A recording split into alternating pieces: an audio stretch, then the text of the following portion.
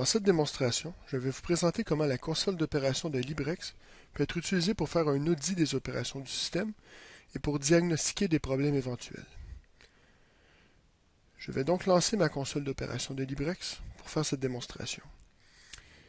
Premièrement, la console permet de suivre l'ensemble des travaux ayant cours dans le système. Par travaux, on entend toute opération asynchrone de transmission, d'impression, par exemple une importation automatique depuis un répertoire d'importation ou une synchronisation avec un système distant. Librex possède divers connecteurs vers des systèmes distants, comme par exemple IntelliGID, SharePoint, Alfresco, Docutech ou encore Cigid. Par exemple, ici, je pourrais voir quels travaux ont été effectués en importation automatique depuis hier. Je vais donc lancer mes travaux et je vais voir ceux qui ont été terminés. On peut voir que j'ai eu 2 travaux d'importation automatique. Je peux en même temps voir l'historique de ce travail. On peut voir à quelle heure il a été mis à faire en traitement et terminé. Il s'agit donc d'un exemple d'un travail qui s'est bien produit sans aucune erreur. Si je vais voir maintenant mes synchronisations avec IntelliGID, on peut voir quels travaux sont présentement actifs.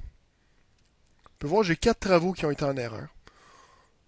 En même temps, Librex nous donne une information sur quelle est l'erreur ainsi que le détail de l'erreur.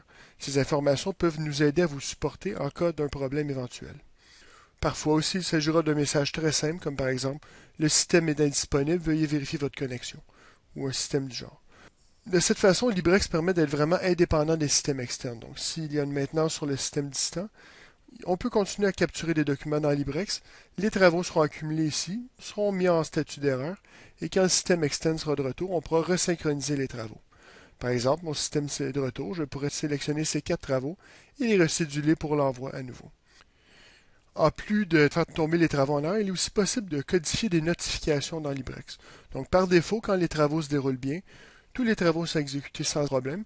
Par contre, si un travail tombe en erreur, je peux demander à Librex d'envoyer un courriel à un groupe d'administrateurs pour ces travaux. Je peux aussi voir que Librex permet de suivre l'historique des opérations dans le système. Par exemple, si je veux voir quel document a été numérisé depuis une semaine, je peux simplement faire une recherche et on peut voir que 5 de ces documents ont été numérisés. Je peux voir encore une fois ce document pour voir lequel a été numérisé à tel moment dans le temps.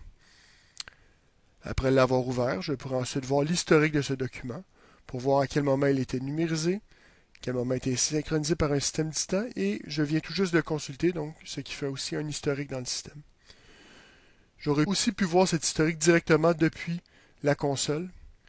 S'il s'agissait d'un travail, j'aurais pu voir son historique directement ici.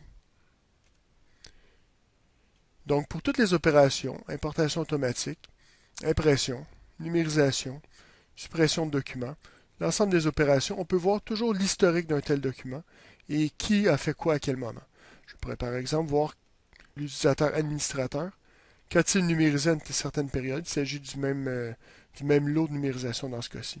Pour compléter cet audit des opérations, à partir de tout endroit dans le système, si je visionne un document, je peux aussi retracer son historique. Donc Librex permet vraiment d'auditer l'ensemble de la chaîne de capture et de l'envoi vers un système externe ou l'envoi par courriel, l'impression, l'envoi vers le bureau, tout type d'envoi différent. Cet audit des opérations de Librex permet vraiment de donner une valeur légale au document qui peut avoir même une preuve juridique en cas de litige éventuel. Voilà donc un survol rapide de la console d'opération de Librex. Merci.